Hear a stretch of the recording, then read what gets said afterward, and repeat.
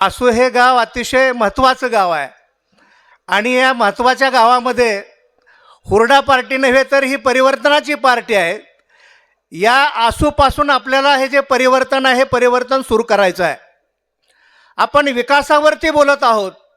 फलटण तालुक्यामध्ये 30-35 वर्षामध्ये विकास काय झाला, काय परिवर्तन झालं, लोकांच्यामध्ये आर्थिक, सामाजिक, सांस्कृतिक जीवनामध्ये काय बदल झाला, यापेक्षाही हा जो तालुका, हा तालुका महाराज साहेब आपण 35 वर्ष सुसंस्कृत ठेवला, सामंजस्याने ठेवला, हे महत्त्वाचं काम आहे. अलीकडच्या काळामध्ये आपण पाहतोय की या तालुक्यामध्ये ज्या पद्धतीनं राजकीय बदलाचं वारं फिरलेलं आहे, ज्या पद्धतीनं सामाजिक बदलाचं वारं फिरलेलं आहे आणि आज या तालुक्यामध्ये मतभेद, तंटा, वादविवाद या सगळ्या संघर्षानं हा जो तालुका आहे हा तालुका घेरलेला आहे. अशा या घेरलेल्या तालुक्यामध्ये पुन्हा एकदा 30-35 वर्षापूर्वी हा जो एकसंघ तालुका होता, हा जो परिवर्तन करणारा तालुका होता, हा जो सुसंस्कृत तालुका होता, लोकांच्या मनामध्ये अतिशय चांगल्या पद्धतीचे आदराचे भावना होत्या, अशा पद्धतीनं आपल्याला पुन्हा एकदा हा जो तालुका आहे हा तालुका एकसंघ निर्माण करायचा आहे. आणि ही खऱ्या अर्थानं या नजीकच्या काळामध्ये लोकसभेला काय झालं, विधानसभेला काय झालं, महाराज साहेब ही सगळी जी तुमची जनता आहे, हे जे सगळं जे सैन्य आहे, हे सैन्य खरं तर थोडं गाफील होतं.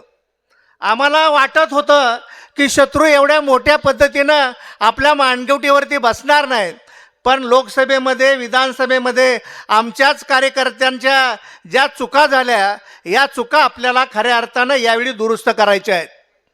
जर यावेळी आपण चुका दुरुस्त केल्या नाहीत, हा जो तालुका, हा तालुका पुन्हा एकदा महाराज साहेबांच्या नेतृत्वाखाली जर आपण एकसंघ ठेवला नाही, जर परिवर्तन जे आहे परिवर्तन आपण थटवलं नाही, तर हा जो तालुका, हा तालुका पुन्हा एकदा 50 वर्ष पाठीमागे गेल्याशिवाय राहणार नाही. या तालुक्यामध्ये ते सांगतात की आमच्या पाठीमागं तर मुख्यमंत्री आहेत. आम्ही सांगितलं पाहिजे आमच्या पाठीमागं महाराष्ट्राचे लोकप्रिय उपमुख्यमंत्री साहेब आहेत, एकनाथजी शिंदे साहेब आहेत. त्यांची ताकद आमच्याबरोबर आहे. त्यामुळे आता तालुक्यामध्ये भ्यायचं कारण नाही.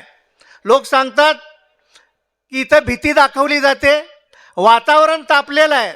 महाराज साहेबांचं सारखं नेतृत्व आपल्या पाठीमागं असल्यानंतर कुणालाही भिण्याची अजिबात गरज नाही आणि आसूमध्ये तर अजिबात भिण्याची गरज नाही, कारण आसूनच हे नेतृत्व जे आहे हे नेतृत्व या तालुक्यामध्ये वाढवलेलं होतं.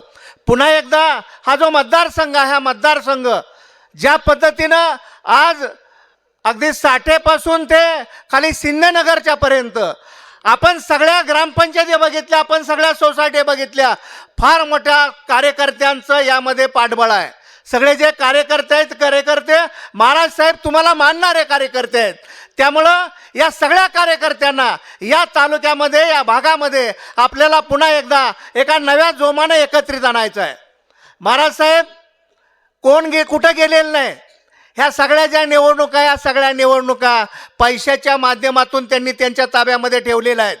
कार्यकर्ते अतिशय ताकदीनं आपल्याबरोबर आहेत, पण शत्रू जेव्हा ज्या पद्धतीनं राजकारणामध्ये जे डावपेच टाकत असतो, जो जिंकण्याच्या काय कुस्त्या खेळत असतो, त्या पद्धतीनं आमचे देखील पैलवान आता त्या कुस्तीला प्रत्युत्तर देण्यासाठी तयार झालेले आहेत. त्याने कुठलेही डाव टाकू द्या, त्याने आर्थिकचे डाव टाकू द्या, त्याने मतभेदाचे डाव टाकू द्या, त्यांनी खोट्या गोष्टी सांगण्याचे डाव टाकू द्या, हा जो मतदारसंघ, हा मतदारसंघ महाराज साहेबांच्या नेतृत्वाखाली आपल्याला पुन्हा एकदा या तालुक्यामध्ये या हुरडा पार्टीच्या निमित्तानं आपल्याला परिवर्तनाची नांदी घडवायची आहे. आपल्याला क्रांतिकारी हा बदल घडवायचा आहे आणि हा जो बदल आहे, हा बदल आपल्याला आसू गावापासून सुरू करायचा आहे.